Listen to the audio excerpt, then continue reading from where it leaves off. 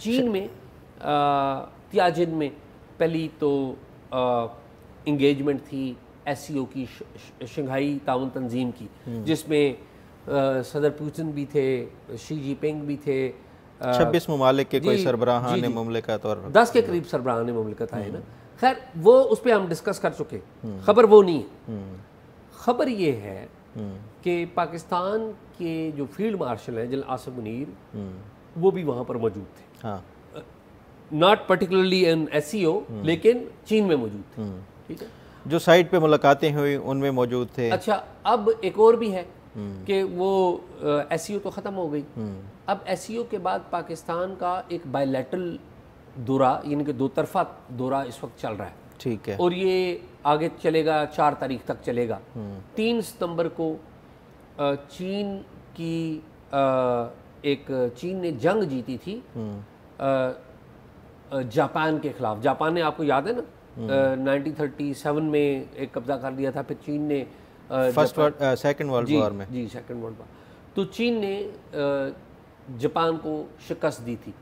तो 15 अगस्त 1945 है गालबन को चीन ने सरेंडर पे मजबूर किया था जापानी फोर्सेस को, और 15 अगस्त को उन्होंने सरेंडर किया। 2 सितंबर को उन्होंने ऐलान किया कि जी हम शिकस्त तस्लीम की, और 3 सितंबर को वो साइन हुए, जिसे कहते हैं ना कि इनकी यहाँ से विड्रॉल साइन हुआ। तो 3 सितंबर जो है वो चीन में वॉर ऑफ, जो है जिसे कह लेना विक्ट्री डे के तौर पे अच्छा याद किया जाता है। तो जो 3 सितंबर की एक एनुअल बुनियादों पे एक होती है परेड, अब उस परेड के हवाले से पाकिस्तान के प्राइम मिनिस्टर को भी दावत दी गई है, और उसमें आर्मी चीफ जो है, जो फील्ड मार्शल आसिम मुनीर भी होंगे। लेकिन ये तो एक तकरीब है ना, ये बात अहम नहीं है। अहम बात ये है कि जो जनरल आसिम मुनीर है वो वज़ीर आज़म के साथ है, और डिप्टी प्राइम मिनिस्टर, ज़ाहिर लीड तो प्राइम मिनिस्टर ही कर रहे हैं, डिप्टी प्राइम मिनिस्टर कर रहे हैं, मिनिस्टर्स भी वहाँ पर मौजूद हैं। लेकिन आर्मी चीफ और प्राइम मिनिस्टर का और पॉलिटिकल क़यादत का चीन में होना बड़ा अहम है, और इस वक्त पे होना जहाँ पर रूसी सदर व्लादिमीर पुतिन वो भी वहाँ पर मौजूद है। अच्छा, वो भी विक्ट्री डे परेड में वो भी गालबन वहाँ पर होंगे। आज जिस वक्त मैं और आप डिस्कस कर रहे हैं, उससे थोड़ी देर पहले व्लादिमीर पुतिन की पाकिस्तान के प्राइम मिनिस्टर से भी मुलाकात हुई अच्छा। है, और आर्मी चीफ भी बाद में जो डेलीगेशन लेवल पे जो लोग मिले उसमें आर्मी चीफ भी थे। अच्छा, फिर इससे पहले सदर शी जिनपिंग, यानी कि चीन के सदर हैं, वेरी स्ट्रॉन्ग मैन। अगर दुनिया में अमेरिका के सामने कोई मुल्क है तो जिसने टेक्नोलॉजी के ग्राउंड में, एडवांसमेंट के ग्राउंड में, मईशत के ग्राउंड में अमेरिका को बहुत पीछे छोड़ दिया, वो चीन है। तो चीनी सदर शी जिनपिंग से जो मुलाकात हुई है पाकिस्तान के प्राइम मिनिस्टर की और बाकी लोगों की, उसमें भी आर्मी चीफ है। अच्छा, अब आर्मी चीफ, एक तो हमारे यहाँ आर्मी का, मिलिट्री का एक पॉलिटिकल रोल है, अनडिनाइबल बात है, और हम इस पर तनकीद करते होते हैं। लेकिन एक वो दुनिया में एक तो है ना कि हम अपने आप को कैसा देख रहे हैं, और हम अपने आप ठीक करने के लिए बात करते हैं कि नहीं डेमोक्रेसी होनी चाहिए, हमारे पॉलिटिकल जो अदारे हैं वो मजबूत होने चाहिए, सियासतदानों को लीड करने। लेकिन दुनिया आपको कैसे देखती है? दुनिया ये देखती है कि पाकिस्तान में अगर कोई स्ट्रॉन्ग मैन है तो वो आसिम मुनीर है, ठीक है। और आसिम मुनीर खाली वो पाकिस्तान में स्ट्रॉन्ग मैन नहीं देखते, वो इस रीजन का स्ट्रॉन्ग मैन, यानी कि पाकिस्तान के आर्मी चीफ को, चाहे वो जनरल आसिम मुनीर हों, चाहे वो जनरल बाजवा थे, या मतलब जो आर्मी चीफ होता है, और कौन कौन से मुल्कों के वाले से वो पाकिस्तान को बड़ा रेलिवेंट समझते हैं, पाकिस्तान आर्मी को। एक तो पाकिस्तान है ही है, अफगानिस्तान के हवाले से, ईरान के हवाले से, और टू सम एक्सटेंट इंडिया के हवाले से भी। क्यों? क्योंकि पाकिस्तान का जो आर्मी चीफ है वो इतना पावरफुल है, या उसका मसल इतना पावरफुल है, उसके नीचे इतना सिस्टम बहुत बड़ा है कि उसकी बनाई हुई पॉलिसी या उसका दिया हुआ ऑर्डर काबुल तक असर होता है, तेहरान तक असर होता है, और जब पाकिस्तान इंडिया स्टैंड ऑफ होता है या इवन इन द जिसे कहते हैं पीस टाइम्स भी, वो दिल्ली जो है वो भी देख रहा होता है कि पाकिस्तान का जो चीफ ऑफ आर्मी स्टाफ है, क्योंकि पाकिस्तान में ट्रेडिशनल एक हुआ है ना कि आर्मी मजबूत रही है, और हमने देखा कि कई मौके पर विजिबली भी नज़र आया कि आर्मी ने या आर्मी चीफ होता है माजी में, उसने डोमिनेट किया है सिटिंग प्राइम मिनिस्टर्स को डोमिनेट किया। अभी तो सिचुएशन ही ऑल टुगेदर डिफरेंट हो गई ना। अभी तो हम पॉलिटिकली हम बड़ी तनकीद भी करते हैं, लेकिन इनका यानी कि the strong man of this country who has you know influence. अभी सिग्निफिकेंस क्या है आर्मी चीफ? डिफरेंस ये है, मौजूदा डिफरेंस ये है कि मौजूदा जो आर्मी चीफ हैं उनको अमेरिका और अमेरिकी सदर उन्होंने बड़ा रिगार्ड किया, लंच पे बुलाया अनप्रेसिडेंटेड, कोई उसकी एग्जांपल नहीं मिलती। आर्मी चीफ्स को नहीं बुलाया जाता, आर्मी चीफ्स को नहीं बुलाया जाता। अब आर्मी चीफ को लंच पे बुलाने का क्या मतलब है कि बेसिकली वो आर्मी चीफ को खाली पाकिस्तान के आर्मी चीफ को ट्रीट नहीं कर रहे, वो उस बंदे को ट्रीट कर रहे हैं जो कि इस रीजन का है। और आपको ये भी पता होगा कि वो जो मीटिंग हुई थी उसमें ईरान का मामला भी ज़ेर बहस आया था। बिल्कुल, ट्रंप ने बाहर आके यही कहा था, बाहर आके कहा। और आपको पता है कि उस मीटिंग के बाद जो आर्मी चीफ है वो तेहरान उतरे थे, और फिर तेहरानी जो सदर हैं वो पाकिस्तान भी है। वो तो पहले बात हो गई ना। लेकिन आप देखें ना कि पाकिस्तान का आर्मी चीफ जो है वो उसको अमेरिकी सदर बुला रहा है खाने पे और ईरान के मौजू पर बात कर रहा है, और बेसिकली वो सिग्नल दे रहा है कि ईरान के साथ जो चीज़ें आप जो है वो नेगोशिएट करवाएं, यही सिग्नल है ना। फिर पाकिस्तान के जो नायब वज़ीर आज़म है, वज़ीर ख़ारजा, उनकी भी रोबियो से मुलाकात हुई, सेक्रेटरी रोबियो से जो फॉरेन सेक्रेटरी है उनके, तो उसमें भी यही बातें हुई। तो पाकिस्तान का जो ये जो स्ट्रेटेजिकली बड़ा सेंट्रल रोल है जो मौजूदा हालात। अब अगर वो चीन जाते हैं तो पाकिस्तान का अमेरिका के साथ तो ताल्लुक है, लेकिन पाकिस्तान का चीन के साथ भी बड़ा ताल्लुक है। तो मैं व्हाट आई सी इज कि ये जो अमेरिका चीन मुखासमत है उसमें भी मुझे लगता है कि पाकिस्तान को किरदार अदा कर रहा है, समथिंग इज कुकिंग अप। आप देखें रशियन प्रेसिडेंट पुतिन के साथ तो अलास्का में मुलाकात भी हुई ना डोनाल्ड ट्रंप की। तो ये जो चीज़ें हैं पर्टिकुलरली मैं चीन के वाले से, चीन और पाकिस्तान और चीन और अमेरिका, अगर अमेरिका और चीन की सुलह हो जाती है तो उसका सबसे बड़ा फ़ायदा पाकिस्तान को होता है।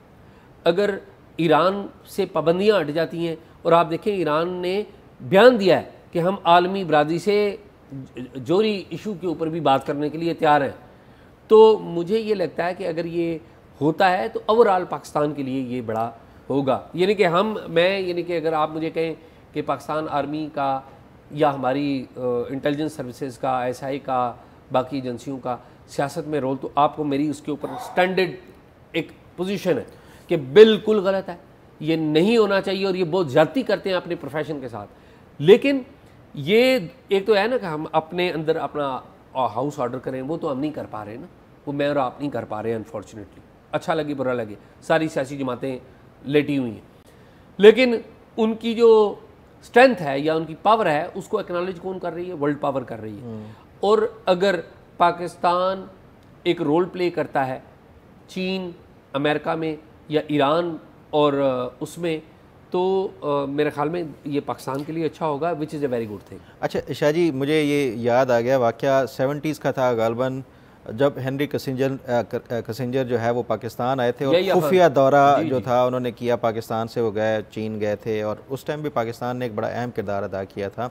लेकिन एक हैविंग सेड दैट, हम तो ये देख रहे हैं कि पाकिस्तान की जो अहमियत के हवाले से, लेकिन मैं इंडियन मीडिया भी देख रहा था, वो बड़ा इंपॉर्टेंस दे रहे थे मोदी के चाइना के विज़िट को। एक तो वो 7 साल बाद चाइना गए हैं, फिर जिस तरह से मोदी अपना एक पोस्चर वो करता है कि वो शायद इस ग्लोबल साउथ में वो भी एक बड़ा लीडर है, तो उसके कल इंडियन मीडिया बहुत ज़्यादा इंपॉर्टेंस इस वजह से दे रहा था कि भारत जो है वो अमेरिका को दिखाने के लिए कि हमने नए रास्ते चुन लिए हैं और ग्लोबल साउथ की तरफ।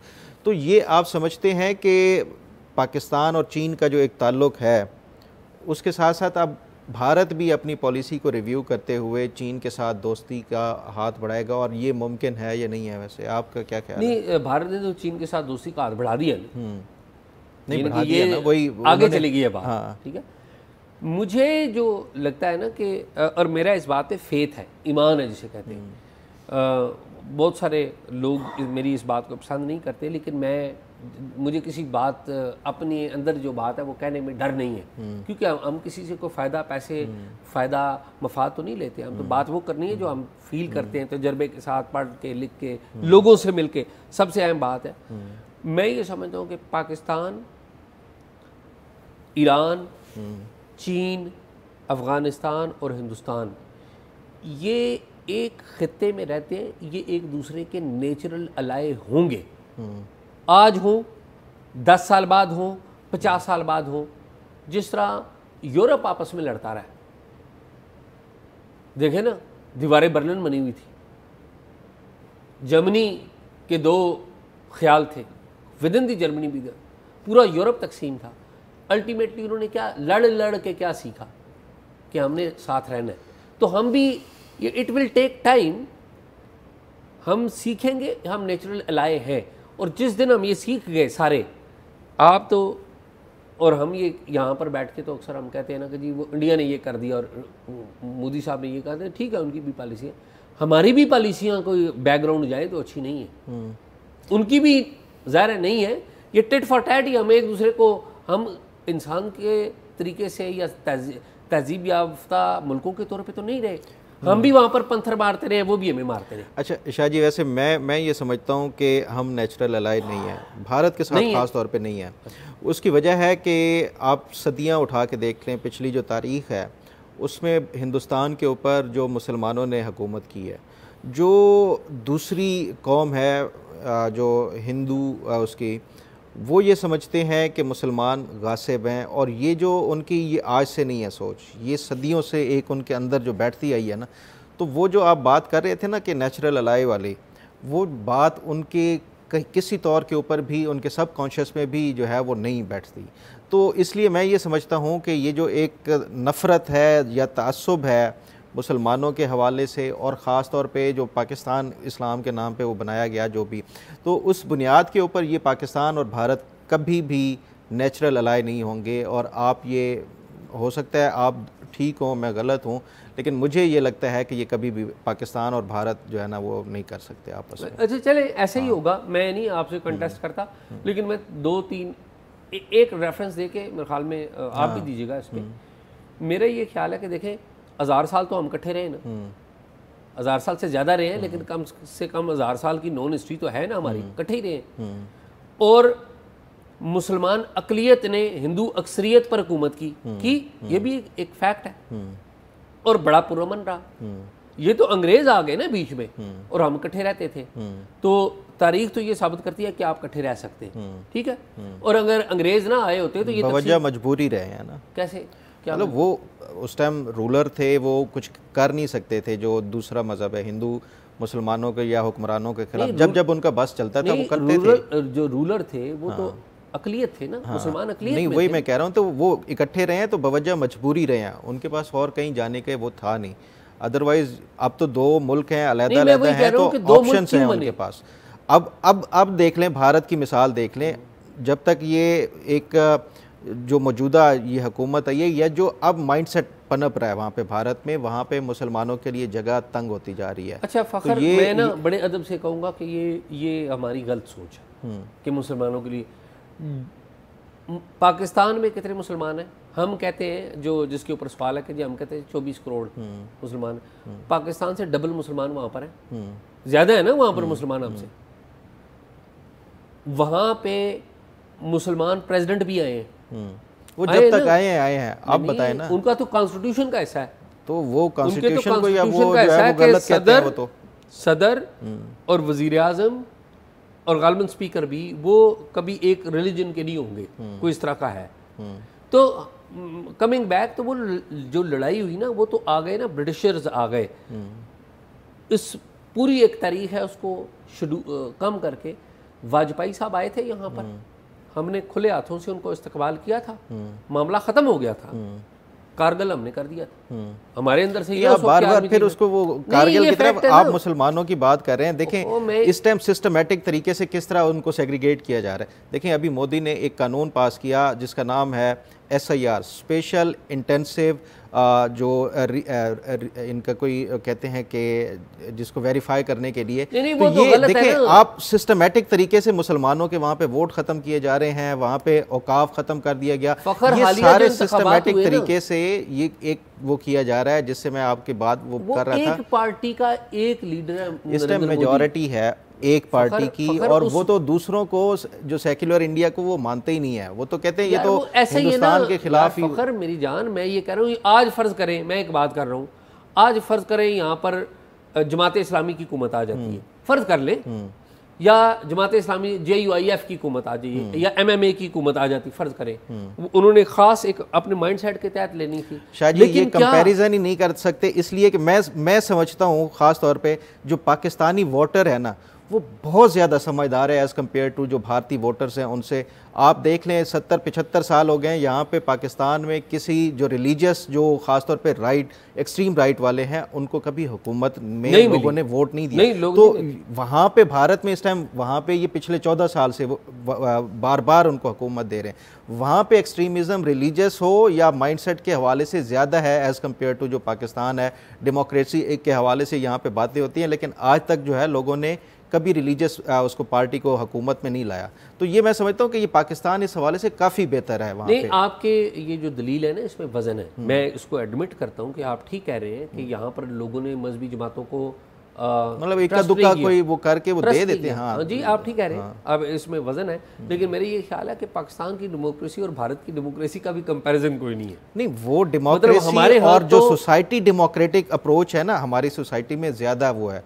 आप देख लें सिंध में जाएं, वहाँ पे एक डिफरेंट उसके साथ माइंडसेट के साथ लोग वहाँ पे वोटिंग का अपना राइट, ये और बात है, बाद में धांधली या ये जो कुछ होता है, लेकिन अवाम जो है ना वो उसमें एक है, मैं समझता हूँ ज़्यादा शऊर है जमहूरियत के हवाले से एज़ कम्पेयर टू जो इंडियन सोसाइटी है। चले खैर इस पर हम बात करते रहेंगे, लेकिन मेरा ये ख्याल है कि हमारी तो जमहूरियत भी पूरी नहीं है ना, हमने तो कंट्रोल जमहूरियत देखी है ना, जिसको आप कह रहे हैं कि ज़्यादा शऊर है, ये तो कंट्रोल्ड है। रिजल्ट नहीं, शऊर लोग तो अपना वोटिंग राइट इस्तेमाल करते हैं और हमेशा से जो वो समझते हैं बेहतर उसके हक में।